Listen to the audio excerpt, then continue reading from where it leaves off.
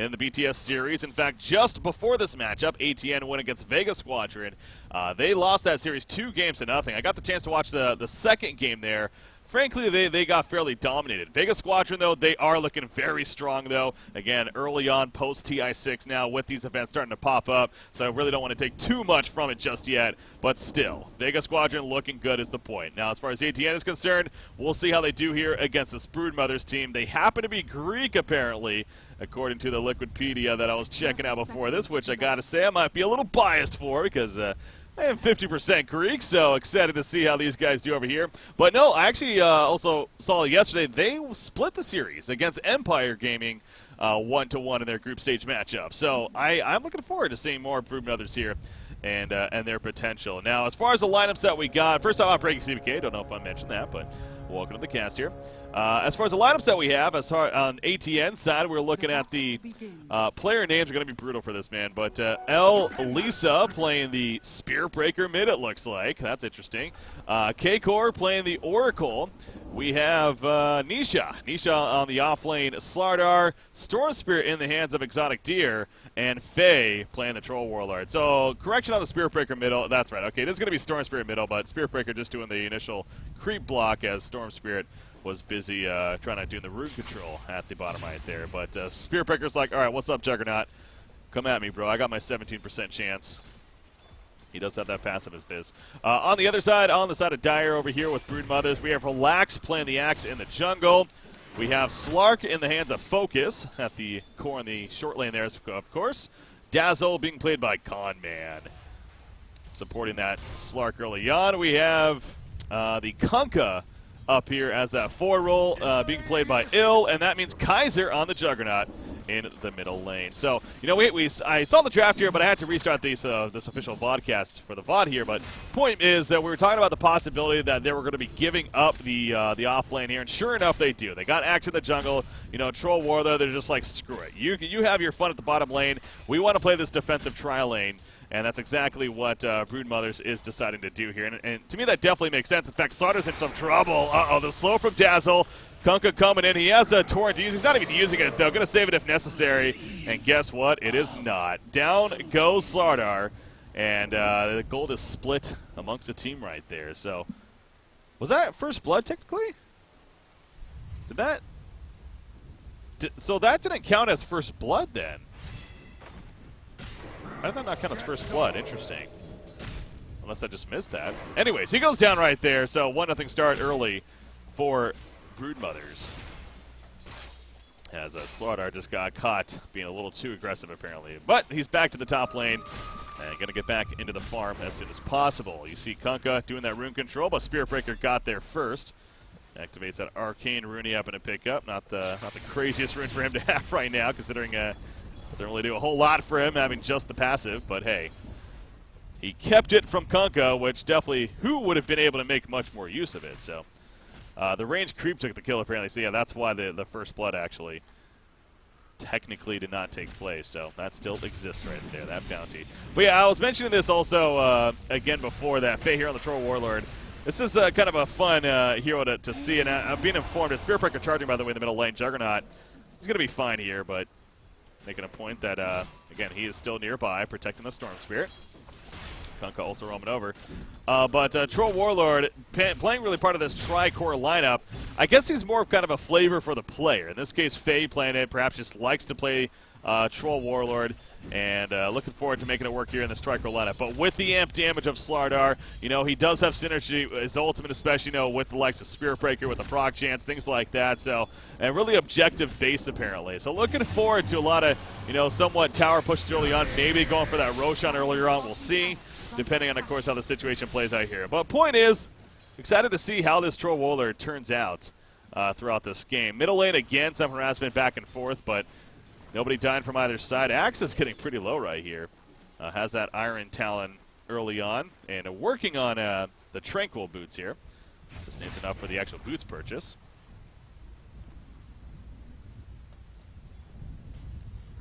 But yeah, leaving the off lane means, oh, let me get the stats up. I apologize for that. Troll Warlord, 28-2 down here at the bottom lane. Again, having that free farm, so not surprised to see that whatsoever. Looks like he's maxing out those whirling axes of his. And of course, depending on what form he is.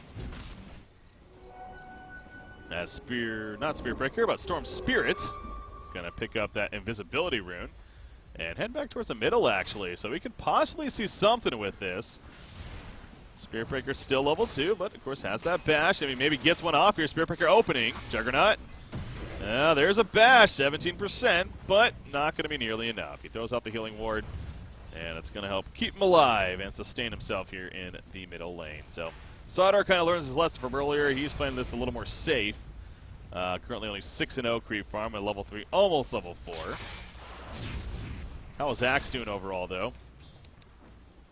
31-0 here in the jungle. His second in the game, but of course being the jungle a little bit different. Net worth-wise, you know, he's all right, it looks like. He's got the components for those Tranquil Boots as mentioned, got the regen earlier on.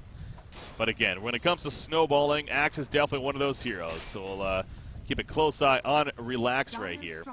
And see how he's able to progress in this game, try to get control here for Brood Mothers. As bottom tower, though, it's going to be pushed in, maybe denied. Dazzle?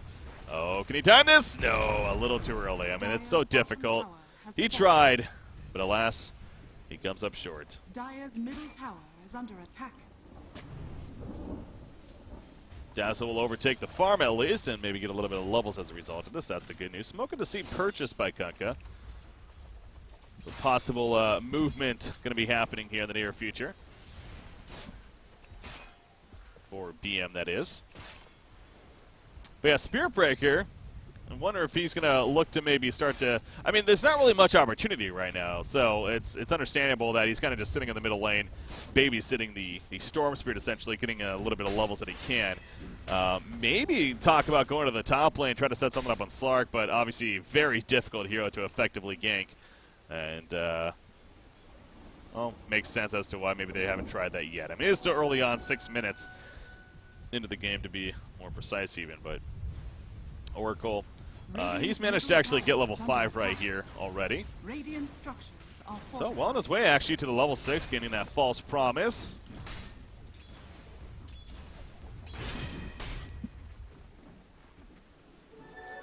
Well, the charge is coming in, so I guess maybe I had something going here with the possibility of trying to gank the Slark, but again, he seems really difficult to effectively gank, especially with that Shadow Dance of his. As middle lane, Axe gets a double tap. I'm watching the charge take place, and meanwhile, Oracle and Storm Spirit both get taken out in the middle lane right here. Wow. Well, wish I caught that. Back to the top lane at least. Charge onto folks right there. Here comes the turn, though. Pounces on him. Slark is getting fairly low. Dazzle is here, though. He does have a Shallow Grave. No, he doesn't have mana for it, actually, so they need to be a little bit careful with this and communicate. There's the heal bomb, though. Everyone going to be fine here at the top. So the double tap middle still stands, obviously, and it ends up being the only kills that happen within the last minute here, despite their attempts onto Slark at the top lane. Yeah, apologize for that again. Got caught. I mean, hey, he was charging in. I thought something was going to take place there, and sure enough, should have been paying attention to that middle lane, apparently. We have the double tap for Axe, and this goes to the point earlier, though. Axe is a hero that if he gets a snowball, the pace can be controlled by him alone. And even the little bit of casting I've done, I've already seen 2 examples of that, and possibly a third one coming up right here. Middle tower is under and attack. This will favor BM, of course. So they are liking that. And again, Slark, it seems like he's having a great time here at the top lane, 53 and 16. Not necessarily keeping up with the Troll Warlord here, but again, Troll Warlord hasn't really had any competition, to be fair, here at the bottom lane. But he's kind of just doing some pulls now himself in the jungle. As far as the start, he's got the phase boots, has a Helm of Iron Will to go with the Ring of Aquila. The Helm of Iron Will, though, will that be an armlet, maybe? Or will we see the Helm of the Dominator? I guess Helm of the Dominator would definitely make sense with the lifesteal. And being the attack speed-based hero that he is. Help even more with the farm. Storm Spirit, meanwhile, bottles up the haste rune.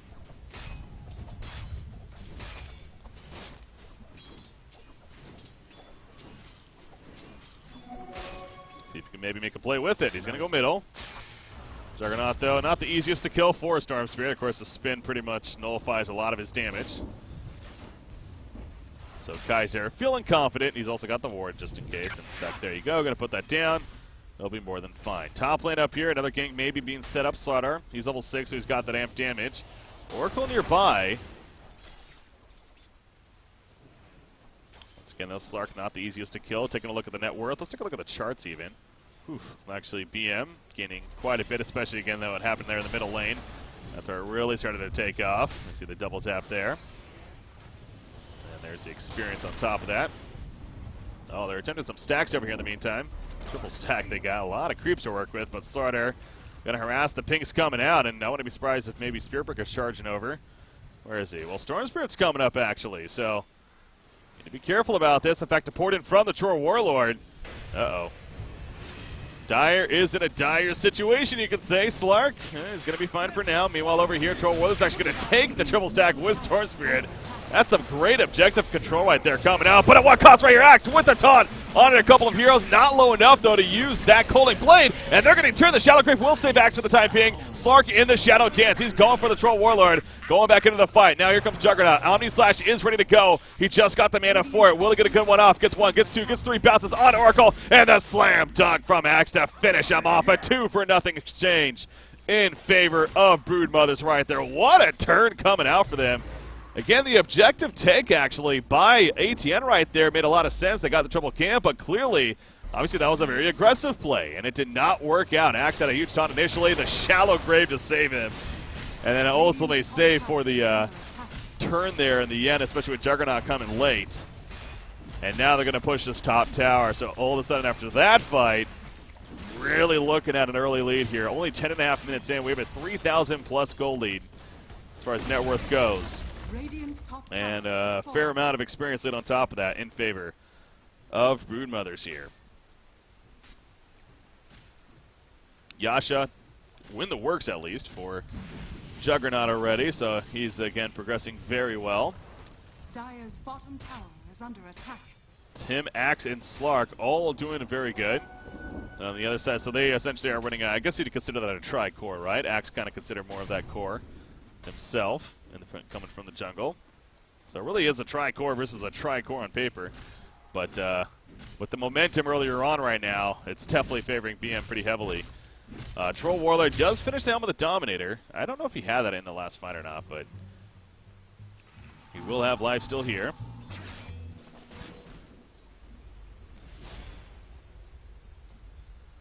I didn't see the False Promise come out last fight. I'm sure it did. Notice a Shallow Grave, but yeah, either side having that strong ability, of course.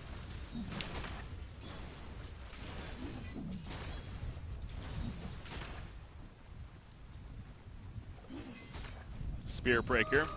His gank presence hasn't necessarily been the greatest so far. He is level 6, though, so he has another strike. I feel like that's like a mark where he's kind of one of those heroes where you hit level 6, you want to gank ASAP. Kind of like these heroes like a Tiny that gets a Blink Dagger. It's all about that timing, right? So you get that certain ability or that certain item, and you want to make use of it right away or to help justify that pick in the first place. So looks like Spearbreaker trying to make opportunity here. He's going to pop the smoke in his seat, and there goes the charge. He's going towards the top.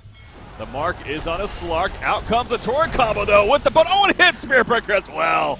The timing happened to be perfect from Kunkka, and he just laughs in their face. Oh, man, I mean, you can't fault Spearbreaker, but the timing just happened to be coincidental, and it works out beautifully for BM. I got to say, Broodmothers continues to look strong, and the Pride of Greece right here coming through, and there's a part of me that is liking it, not going to lie. But I'm also a fan of just good matches in general. And, well, solid play, and BM definitely providing that at least. So, work to be done for ATN right here. Suffering the 2-0 loss earlier to Vega Squadron, and now falling behind early in Game 1 against BM. See Tranquil Boots, as well as the Vanguard finished, and the Blink Dagger. That's the important one. I didn't even realize he had that until the last second there. So he has a Blink Dagger now, and I don't know if ATN is really aware of that yet. They don't have the vision on him currently. Again, it's whether or not they really see. They really don't. I mean, you look at vision in general for them, it's very defensive. It's river wards, basically.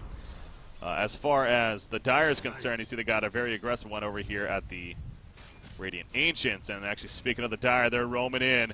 The smoke can just see if they're going to catch Spirit Breaker at the very least.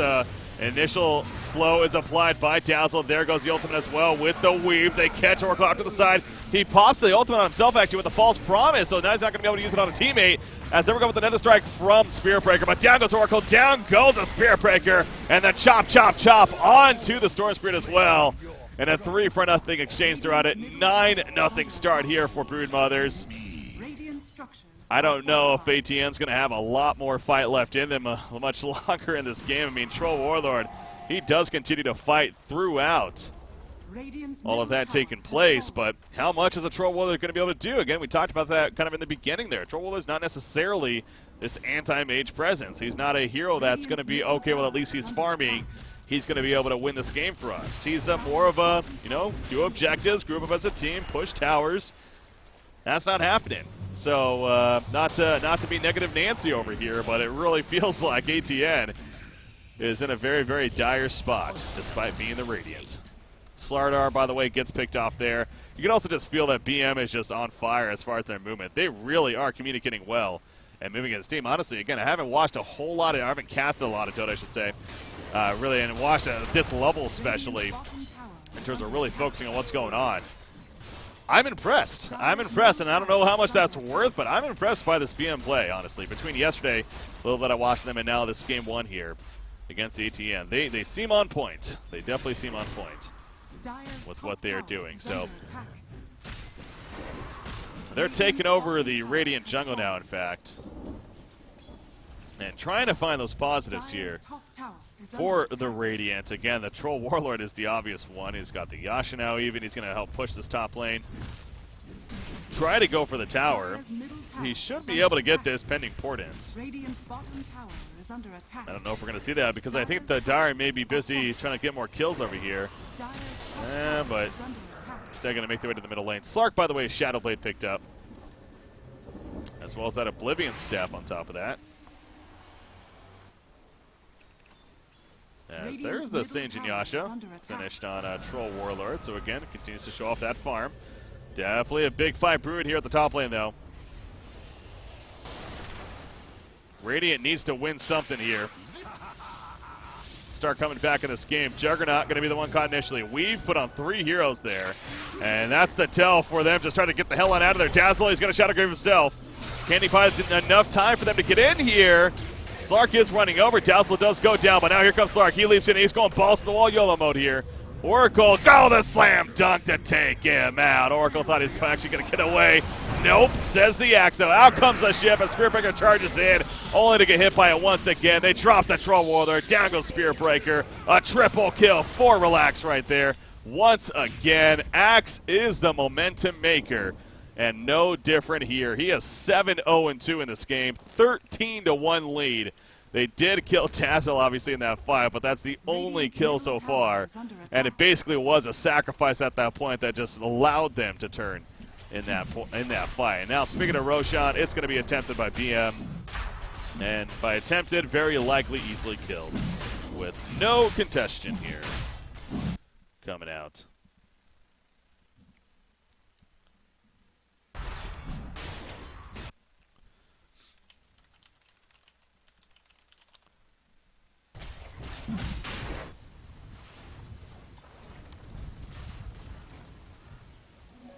So again, positives for ATN. Let's try to keep positive here. Well, that's a positive. They killed a courier. That's a little bit of a positive. Oh gosh. I thought I turned that off during. Dire's middle tower is under attack. Oh, Spirit Breaker going to be pulled back, and he will go down. Kunkka doing a good job right there.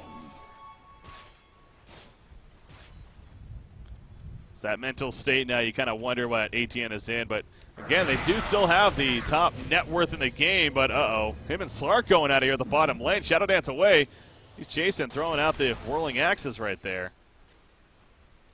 But it's going to ultimately turn around. I mean, when it comes to a 1-versus-1 duel, he's definitely able to stand his ground, I would assume.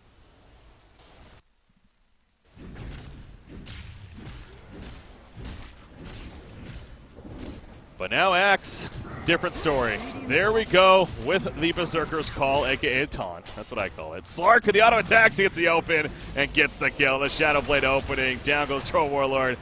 Now Slark getting the hell out of there. Axe, they're going on him, but he's so tanky. Okay, maybe not tanky enough, though. He is dropping here. The double bash proc right there, but here comes the ship. And the Axe with the chop, chop, chop once again. Down go the Radiant as a team. Orca will fall. The Blade Mail also assisting there. That's the thing with Axe. You think you may have a free kill on him. No, you do not. The buff of the armor, the Vanguard, he's so tanky. That with the Blade Mail as well. They pick off Storm Spirit. I got to think GGs are going to be happening here any minute now. I mean, this is just looking disastrous here for ATN. 19-1, a hero kill lead in BM's favor. I know we still have a game 2 planned after this one as well, but again, I talk about this all the time in Honcast that I would do, where when is enough, right? It's that mental state. It's like, when do you finally say, okay, you know what, why bash our heads against the wall at this point? Let's move on to the second game. Especially in these static 2-game series, it feels like, where it's, you know, why not even waste time necessarily. It's just, it really is. It's just like the more you kind of throw yourselves at the other team and allow more kills for them to happen, and you constantly die over and over again, it can definitely set a negative precedent for the team. But you know, every team's different at the same time. So, but this is just one of these games that feels like it's already over and been over for a bit now. So. There's a Blink Dagger on Slaughter, so I mean, maybe it's something like that. They get a core item like that, hope for one last stand, and they still have their base towers up. Dire's top tower is under attack. With the did I say die? That was totally. I didn't even mean to do that. Dire's top tower is falling. Oh, they're pushing in. You see some spam cancel coming out. Spirit Breaker is going to charge in. Oh, those are just illusions. And Axe with the counter.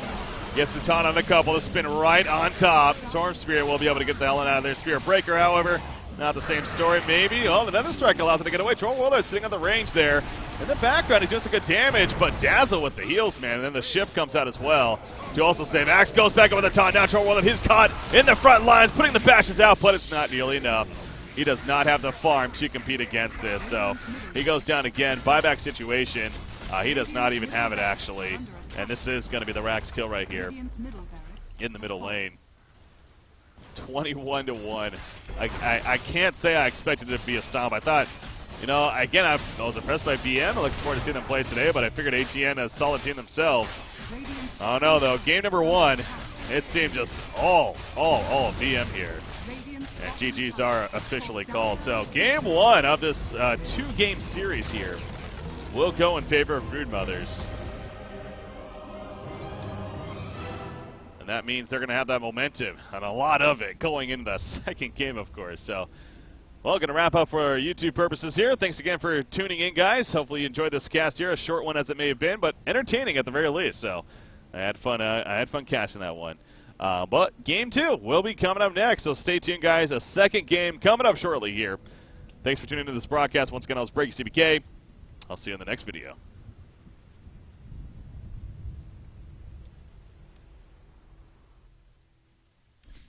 All right.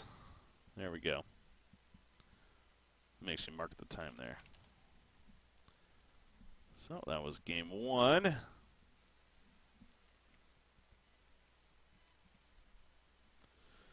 That was actually for you. That was just for YouTube, guys. I'm still casting here and stuff. So